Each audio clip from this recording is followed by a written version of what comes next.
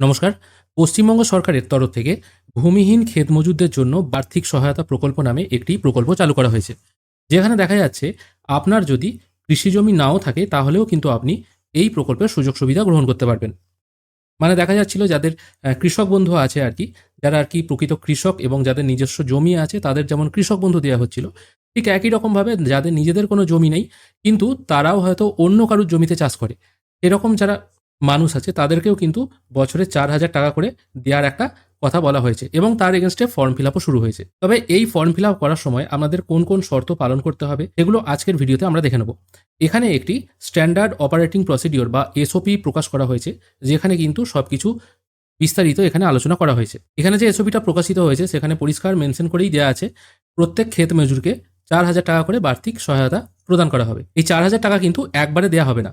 এই অর্থ একবার দেওয়া হবে রবি ফসলের সময়, মানে যখন আলু আর বোরো ধান চাষ করা হবে তখন দেওয়া হবে।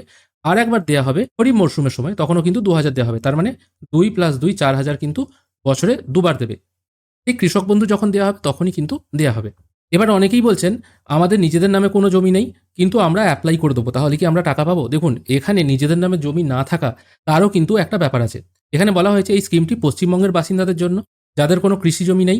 সেই জন্য কৃষক বন্ধু নতুন প্রকল্পের আওতাভুক্ত তারা নন, তারাই কিন্তু আবেদন করতে পারবে। কিন্তু যারা বর্গা চাষী হিসাবে নথিভুক্ত তারা কিন্তু আবেদন করতে পারবেন না। এখানে কথাটা কি বলা হয়েছে দেখুন, যাদের নিজস্ব কৃষি জমি নেই এবং সেই জন্য কৃষক বন্ধু তারা পাচ্ছেন না এবং বর্গাদার হিসাবেও তারা নথিভুক্ত নন, জীবিকা নির্বাহের জন্য সম্পূর্ণ অন্যের জমিতে কার্যক্রমের ওপর নির্ভরশীল, এরকম মানুষরাই কিন্তু টাকা পাবে।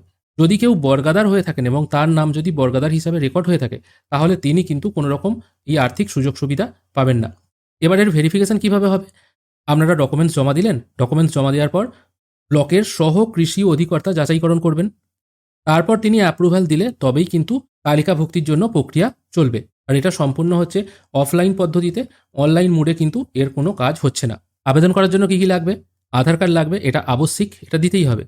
ভোটার কার্ড হচ্ছে ঐচ্ছিক, দিতেও পারেন নাও পারেন, যদি থাকে অবশ্যই দিয়ে দেবেন। তারপর কি বলা হচ্ছে? আবেদনকারীর নামে ব্যাংক অ্যাকাউন্ট। এবার সেটার প্রুফ কি দেবেন? আপনার ব্যাংকের পাসবইয়ের প্রথম পাতার জেরক্স কপি অথবা ক্যান্সেল চেক। ক্যান্সেল চেক দেওয়ার দরকার নেই, প্রথম পাতার জেরক্স কপি বা ফটোকপি দিলেই হবে। তবে জনধন অ্যাকাউন্ট যদি হয়ে থাকে তাহলে কিন্তু আপনি টাকা পাবেন না। শুধুমাত্র সাধারণ সেভিংস অ্যাকাউন্ট যদি হয় তবেই আপনি টাকা পাবেন। আর একটা কথা বলা হয়েছে, আপনি যে ব্যাংক অ্যাকাউন্টটা দেবেন সেটা পশ্চিমবঙ্গের ব্যাংক অ্যাকাউন্ট হতে হবে। হয়তো আপনি কোনো জায়গায় কাজ করতে গিয়েছিলেন কেরলে বা গুজরাটে, তখন হয়তো একটা ব্যাংক অ্যাকাউন্ট খুলেছিলেন, সেই ব্যাংক অ্যাকাউন্ট আপনি এখনও চালাচ্ছেন, সেটা দিলে কিন্তু হবে না। এখানে বলা হয়েছে ব্যাংকের শাখা পশ্চিমবঙ্গের মধ্যে হতে হবে, অন্য কোনো জায়গাকার ব্যাংকের শাখা হলে কিন্তু হবে না। এবং ব্যাংকটি সম্পূর্ণ অপারেটিভ হতে হবে, মানে তার সঙ্গে আধার লিঙ্ক থাকতে হবে, কেওয়াইসি কমপ্লিট থাকতে হবে, এরকম ব্যাংক অ্যাকাউন্ট হতে হবে। ৪ নম্বর পয়েন্টে বলা হয়েছে মোবাইল নাম্বার আবেদনকারীর ব্যাংক অ্যাকাউন্ট এবং আধারের সাথে সংযুক্ত হতে হবে। তার মানে আপনার যে ফোন নাম্বারটি থাকবে সেটা আধারের সাথেও যেমন লিঙ্ক থাকতে হবে, সেরকম ব্যাংক অ্যাকাউন্টের সাথেও লিঙ্ক থাকতে হবে। সেই জন্য যে ফোন নাম্বারটি আপনারা ওখানে পুট করবেন সেখানে অবশ্যই এমন ফোন নাম্বার পুট করবেন সেই নাম্বারটি যেন আপনার ব্যাংকের সাথে এবং আধারের সাথে দু জায়গাতেই সেম ফোন নাম্বার লিঙ্ক থাকে, সেটাই চেষ্টা করবেন। এবার হয়তো বলতে পারেন আমার যে ফোন নাম্বারটি আছে সেটি আধারের সাথে লিঙ্ক আছে, ব্যাংকের সাথে হয়তো অন্য ফোন নাম্বার লিঙ্ক আছে। তবে আমি এখানে একটা কথা সবাইকে সবসময়ই বলি, আপনারা সবসময় একটা কমন ফোন নাম্বারই ইউজ করবেন, যেটা আপনার সব জায়গাতেই থাকে, এরকম ফোন নাম্বারই রাখার সবসময় চেষ্টা করবেন। তারপর এখানে দেওয়া হয়েছে তালিকাভুক্তির পদ্ধতি। অবশ্য কীভাবে তালিকাভুক্তি হবে সেটা এখানে বলা হয়েছে। আপনাকে ফর্ম দেওয়া হবে, সেই ফর্মটা আপনাকে ফিল আপ করতে হবে, ফিল আপ করার পর আপনাকে জমা দিতে হবে। তারপর অফিস দ্বারা এটা ভেরিফাই হবে এবং অবশ্যই ফর্ম জমা করার পর সংশ্লিষ্ট কর্মী একটি রসিদ দেবেন, সেই রসিদটা কিন্তু নিজের কাছে রেখে দেবেন। কারণ রসিদ যদি না থাকে বা রসিদ যদি হারিয়ে গিয়ে থাকে তাহলে কিন্তু আপনি আপনার দাবির সত্যতা যাচাই করতে পারবেন না। পরে যদি কোনো সমস্যা হয়, হয়তো আপনার নাম উঠল না, আপনি প্রুফ করবেন কি করে যে আপনি ফর্ম জমা দিয়েছিলেন? সেই জন্য কিন্তু অবশ্যই রসিদটা কাছে রাখবেন বা রসিদ নিয়ে নেবেন। তারা যদি দিতে ভুলেও যায় অবশ্যই রসিদ নিয়ে নেবেন। আবারও দেখুন, এখানে কিন্তু আগের পয়েন্টে মেনশন করে দেওয়াই আছে, শুধুমাত্র পশ্চিমবঙ্গের মধ্যে অবস্থিত শাখাগুলিতে থাকা ব্যাংক অ্যাকাউন্ট গ্রহণ করা হবে। মানে অন্য স্টেটের যদি আপনার ব্যাংক অ্যাকাউন্ট হয়ে থাকে, আমি আগেও বললাম, সেই অ্যাকাউন্ট যদি আপনি দিয়েও ফেলেন তাহলে কিন্তু আপনার অ্যাপ্লিকেশন রিজেক্ট হয়ে গেলেও হয়ে যেতে পারে। আর বলা হয়েছে দেখুন, যৌথ ব্যাংক অ্যাকাউন্ট গ্রহণ করা হবে না।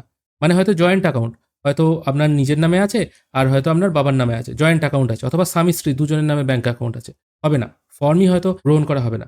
তাই সিঙ্গেল অ্যাকাউন্ট করতে হবে, তবেই কিন্তু আপনি ফর্ম জমা করতে পারবেন বা আপনার ফর্ম ভেরিফাই হবে। টাকা কিভাবে দেওয়া হবে? ডিবিটির মাধ্যমে। ঠিক যেমন পিএম কিষাণে টাকা দেওয়া হয়, ডাইরেক্ট বেনিফিট ট্রান্সফার, আধার কার্ডের মাধ্যমে যেমন টাকা দেওয়া হয়, সেক্ষেত্রে আপনার আধারের সাথে যে ব্যাঙ্ক অ্যাকাউন্ট লিঙ্ক আছে সেই ব্যাঙ্ক অ্যাকাউন্টে কিন্তু সরাসরি আপনার টাকা ট্রান্সফার হয়ে যাবে।